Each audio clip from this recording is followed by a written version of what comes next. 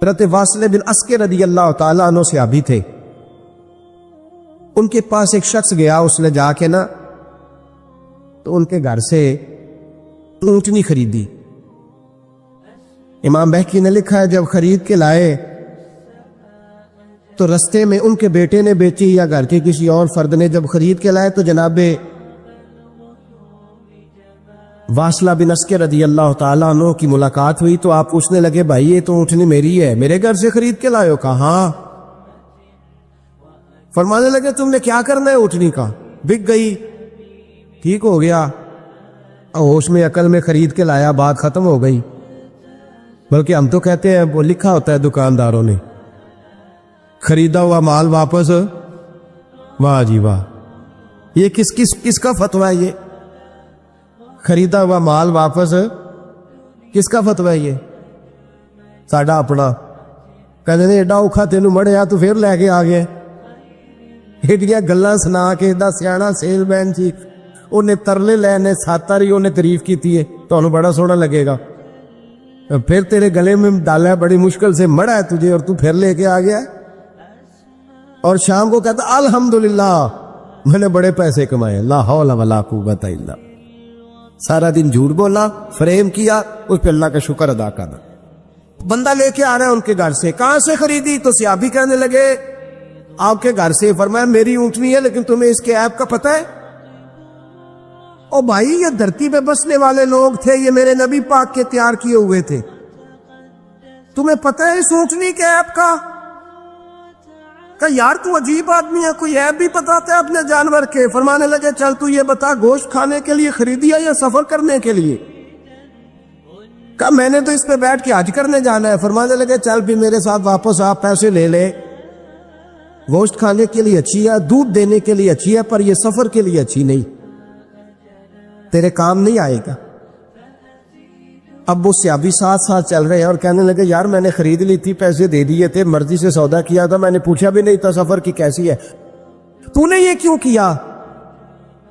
تو حضرت واصلہ رونے لگے، فرمانے لگے کیا کروں، میں رسول اللہ کا غلام ہوں، کیا کروں، نبی پاک کا غلام۔ رونے لگے، فرمانے لگے میرے مصطفیٰ کریم علیہ السلام نے فرمایا فرشتے لعنت کریں گے اگر تو ایسی چیز بیچ ڈالے گا۔ کیا کروں، نوکر اس گھر کا ہوں، جس گھر کی نوکری مجھے دھوکے کی اجازت ہے، میں اس گھر کا نوکر ہوں، مجھے اجازت نہیں دیتی، مجھے اجازت۔ ہم کہتے ہیں جی میرا مالک کہتا ہے، تو اپنے مالک کی چھوڑ، تو کونین کے مالک کی مان، تو اپنے مالک کی چھوڑ، تو عرش کے مالک کی مان، تو چھوڑ دنیا دار مالک کی، اس مالک کی مان جس نے تجھے پیدا کیا ہے، تجھے رزق دیتا ہے۔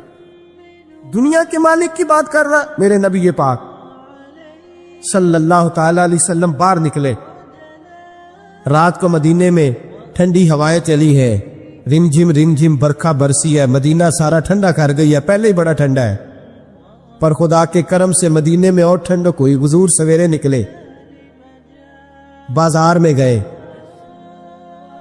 غلے کا ڈھیر پڑا ہے، نبی پاک کی نظر پڑی، حضور پہنچے تو غلے کا ڈھیر ہے، سارا خشک ہے۔ محبوب نے فرمایا رات کو بارش ہوئی ہے، تیرے غلے میں پڑی نہیں، تیری گندم خشک رہ گئی، رات اتنی بارش ہوئی، نبی پاک پردہ پوش ہے کہ نہیں؟ بولے سارے۔ میرے اعلیٰ حضرت فرماتے ہیں قیامت میں ہمارے عیب چھپیں گی تب جب مصطفیٰ اپنی چادر میں چھپائیں گے۔ وسعتیں دی ہے خدا نے دامن محبوب کو، عیب کھلتے جائیں گے اور وہ چھپاتے جائیں گے۔ حضور پردہ پوش ہے نا، لیکن دھوکے باز کی نبی پاک پردہ پوشی نہیں کرتے، جو دھوکہ دے۔ اگرچہ اس صحابی کے بارے میں محدثین نے یہ لکھا ہے کہ وہ دھوکہ نہیں دینا چاہ رہے تھے، ان کو بھی اس مسئلے کا پتہ ہی نہیں تھا، جب پتہ چلا تو پھر دوبارہ انہوں نے یہ کام نہ کیا۔ اللہ کے حبیب صلی اللہ علیہ وسلم پہنچے، فرمایا تیرے گلے پہ تیری گندم پہ بارش ہی نہیں ہوئی۔ حضور نے اپنی آستین کو چڑھایا، بازو اوپر کیا، اور حضور نے گلے کے اندر ہاتھ ڈالا، اندر سے جا کے حضور گیلی گندم اٹھا کے باہر لائے، اور نبی پاک صلی اللہ علیہ وسلم نے فرمایا یہ کیا ہے؟ جب ان کی گردن جھکی تو میرے مصطفیٰ نے فرمایا سنو، من غشا فلیس منا، جو دھوکہ دے میں اسے اپنی امت میں شامل نہیں کرتا۔ ہم میں سے نہیں ہے جو دھوکے دے، فریب کرے، مکر کرے، دجل کرے، فراڈ کرے، بے ایمانی کرے تھوڑے سے نفع کے لیے، تھوڑے سے۔ اب تو لوگ ہنستے ہیں، دھوکے پہ مسکرایا جاتا ہے۔ گوالے سے پوچھا، دودھ بیچنے والے سے، اور یہ صرف دودھ بیچنے والے کی بات نہیں، سب کا ہی رنگ نرالا ہے، سب کا ہی انداز نرالا، سب ہی تعریفیں کر رہے ہیں اپنے مال کی، سارے دو۔ وہ گزر گئے لوگ، امام اعظم ابو حنیفہ رحمت اللہ علیہ، ذرا بادل ہوتے تھے تو کپڑے کی دکان تھی، بند کر دیتے تھے دکان، فرماتے تھے گاہک کو صحیح نظر نہیں آئے گا تو کوئی ایسی چیز نہ خرید کے لے جائے جس کی اسے پوری خبر نہ ہو۔ وہ گزر گیا زمانہ، اب تو اللہ معاف کرے، حالات اس قدر بگڑ گئے۔ دودھ بیچنے والے سے کہا جاتا ہے صاحب پانی بڑا ہے دودھ میں، کہتا ہے آج کل بھینسیں پانی زیادہ پیتی ہیں، گرمی بڑی سخت ہے، مذاق اڑاتا ہے۔ ایک چوری، اوپر سے اس کا اظہار اعلانیہ۔ میں نے ایسے لوگ بھی اپنے کانوں سے سنے ہیں جو گوالے سے کہہ رہے ہیں، دودھ بیچنے والے سے، صاحب اور یار پانی ڈالنا ہوتا ہے تو صاف تو ڈال لیا کر، تو گندی ندی کا پانی ڈال کے لے آتا ہے۔ کہتا ٹھیک ہے جناب، آج کے بعد شرم نہیں آتی یہ باتیں کرتے؟ خدا کی دھرتی پر کھڑے ہو کے اللہ کے قانون کو چیلنج کرتے ہیں لوگ، اعلانیہ گناہ کرتے، اعلانیہ سرعام، کوئی پوچھنے والا نہیں۔ حیا ختم ہو گئی، دل سے یہ سوچ ختم ہو گیا کہ ہم کیا گفتگو کر رہے۔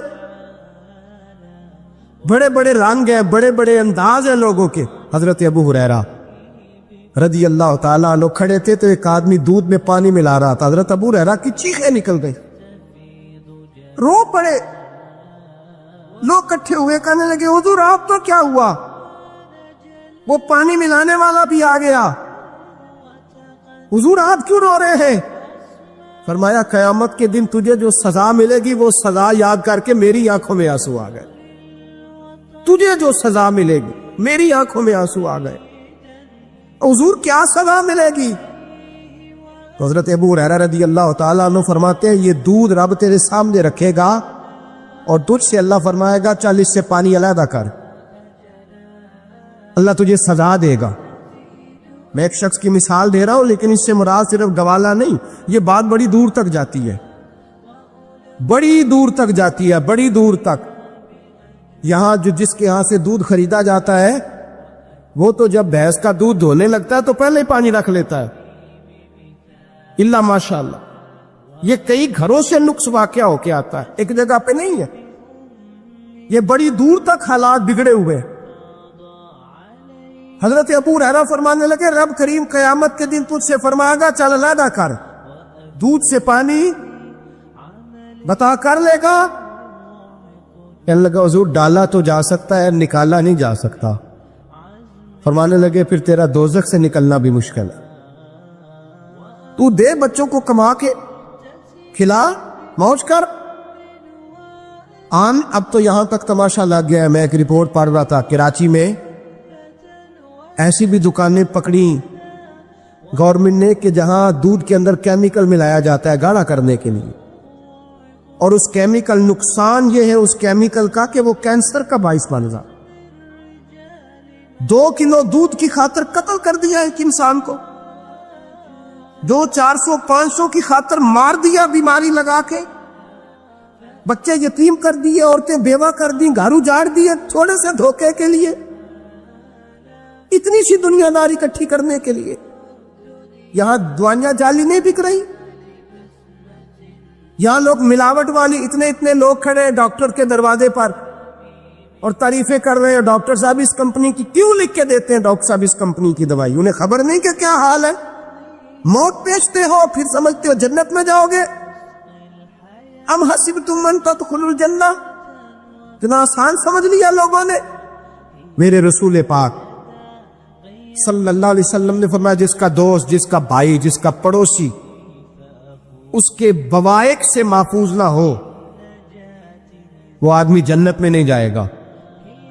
صحابہ نے کہا حضور یہ بوائق کیا ہے؟ فرمایا ظلم اور دھوکہ، جس نے پڑوسی کو بھی دھوکہ دینے سے وہ باز نہیں رہا، لوگ شکوہ کرتے ہیں، کہتے ہیں لوگ دنیا ساری دھوکے باز ہو گئی ہے، لوگ سارے، کسی نے ملا رومی سے کہا تھا حضور سارے لوگ ہی دھوکے باز ہیں، فرمایا تو اپنا تجربہ کرنا، تجھے اس لیے سارے دھوکے باز ملتے ہیں کہ تیرے اپنے اندر بڑا دھوکہ ہے، اپنے اندر خلوص پیدا کر، اللہ تجھے بڑے خلوص والے لوگ عطا فرمائے گا۔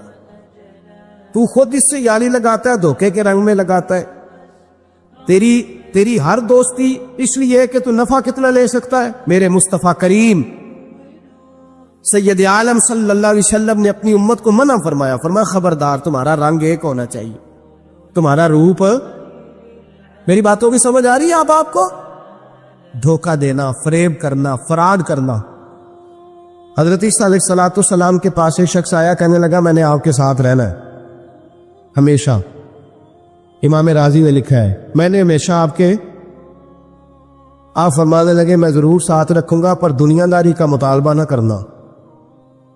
جی تو اس پیر دے بندے کی مرید ہون جدے مرید ہویا دکان ہی نہ چمکے، کیا مطلب ہوا بیعت ہونے سے؟ اتنی دیر کے مرید ہوئے ہیں تو کوئی فائدہ نہیں ہوا، نہ کاروبار چمکا نہ دکان بنی۔ الٹا پیر صاحب کہتے ہیں سود بند کر دو، دھوکے بند کر دو، فریب بند، جت ہوندہ پہ ہو تو بھی نہیں ہون دے، کیا فائدہ ہے نا جی؟ تو کوئی مکر فریب ہی نہیں، دجل ہی نہیں، سادہ سادہ کام کیسے ہوگا؟ حضرت عیسیٰ علیہ السلام کہنے لگے میرے ساتھ رہنا ہے تو دنیا داری سے، بولیے دنیا داری سے بچنا۔ کہنے لگا جی بالکل صحیح ہے۔ آپ فرمانے لگے چلو ٹھیک ہے۔ حضرت عیسیٰ نے چاہا کہ اس کا امتحان کرے، فرمایا پہلے دن وہ آیا ہے صحبت صلح میں رہنے کے لیے، خیر سیکھنے کے لیے۔ حضرت عیسیٰ علیہ السلام فرمانے لگے کتنی روٹیاں کھائے گا؟ کہنے لگا ایک۔ آپ نے 3 روٹیاں منگوائی، ایک خود کھائی، ایک اس کو کھلائی، تیسری وہیں رکھی، اور جناب عیسیٰ دریا پہ وضو کرنے تشریف لے گئے۔ واپس آئے تو روٹی کوئی نہیں تھی وہاں۔ فرمایا روٹی کس نے کھائی ہے؟ کہنے لگا کوئی پتہ نہیں۔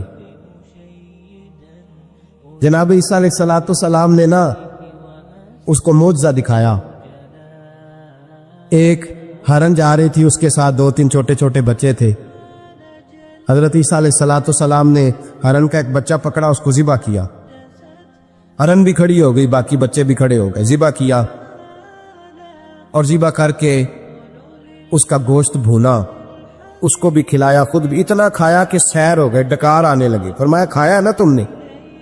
لگا حضور کھایا ہے۔ فرمایا پیٹ میں بھی ہے؟ کہا ہے۔ ہرن کے ایک بچے کی ہڈیاں پڑی ہوئی تھی، جناب عیسیٰ نے ساری ہڈیاں کٹھی کر کے فرمایا کم باذن اللہ، اللہ کے حکم سے کھڑا ہو جا۔ وہ ہرن کا بچہ پھر زندہ ہو گیا۔ آپ فرمانے لگے ہرن کے بچے کا گوشت تیرے پیٹ میں بھی ہے، میرے پیٹ میں بچہ وہ جا رہا ہے، اب تو بتا دے روٹی کس نے کھائی ہے، اب تو بتا دے۔ کہنا جی کوئی پتہ نہیں، مجھے پتا۔ حضرت عیسیٰ علیہ السلام اس کو ساتھ لے گئے، دریا کے اس پار جانا تھا، فرمایا ہاتھ پکڑا چلو گزرو۔ دریا میں پیر رکھا، اس کا بھی اپنا بھی، کہنے لگا جی ڈوب جاؤں گا۔ فرمایا تو میرے ساتھ ہے، تجھے معجزہ دکھانا ہے، اللہ کی قدرت دکھانی ہے۔ پیر رکھا دریا میں، پیدل چلتے ہوئے دوسرے کنارے چلے گئے، کوئی ڈوبا نہیں، پیر بھیگا نہیں۔ فرمایا اتنی بڑی تو نے معجزہ دیکھا، اب تو بتا دے روٹی کس نے کھائی ہے۔ کہنے لگا جی پتا مجھے خبر، اللہ کے سامنے سارا ہی پتا ہوتا ہے، پتا نہیں مجھے، بولے بن جاتے ہیں نا منٹ میں۔ حضرت عیسیٰ کہنے لگے میں اللہ کا پیغمبر ہوں، مجھے منوانا آتا ہے۔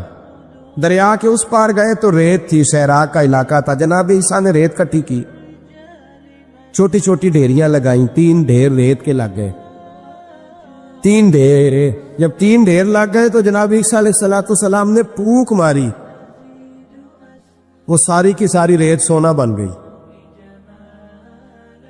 حضرت عیسیٰ علیہ السلام کہنے لگے یہ 3 حصے ہیں سونے کے، ایک حصہ میرا ہے، ایک تیرا ہے، اور تیسرا اس کا جس نے تیسری روٹی کھائی ہے۔ کہنے لگا جی میں نے کھائی ہے۔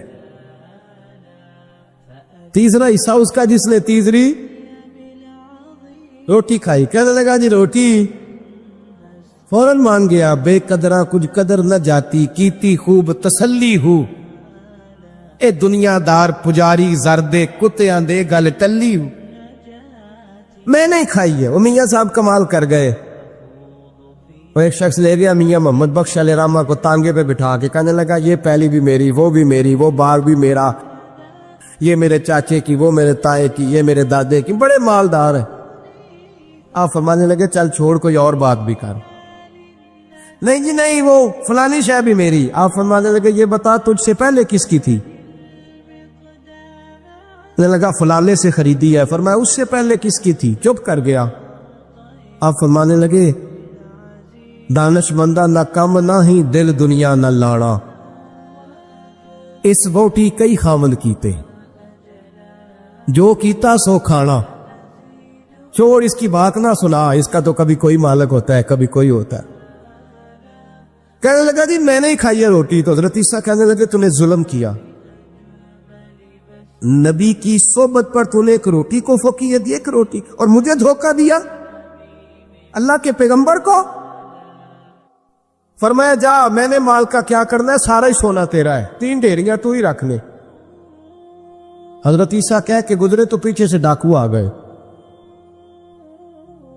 تلواریں ہاتھ میں، 2 ڈاکو، سونا پڑا ہوا دیکھا. کہنے لگے تیرا ہے؟ کہا میرا ہے. کہ دوڑ جا تجھے قتل کر دیں گے. منت کرنے لگا. کہنے لگا یار اس طرح کرو نا، بانٹ کے کھاتے ہیں، بانٹ کے کھا لیتے. بات طے ہو گئی، ایک ایک ڈھیری کے مالک ہو گئے. اب وہ بات چیت ہونے لگی، نام پتہ واقفیت ہو گئی، تعارف ہو گیا. اب وہ جو 2 ڈاکو تھے ان کو وہ شخص کہنے لگا بھوک لگی ہے یار کو روٹی کھاؤ، کچھ پیسے دے کے ایک کو بھیجا.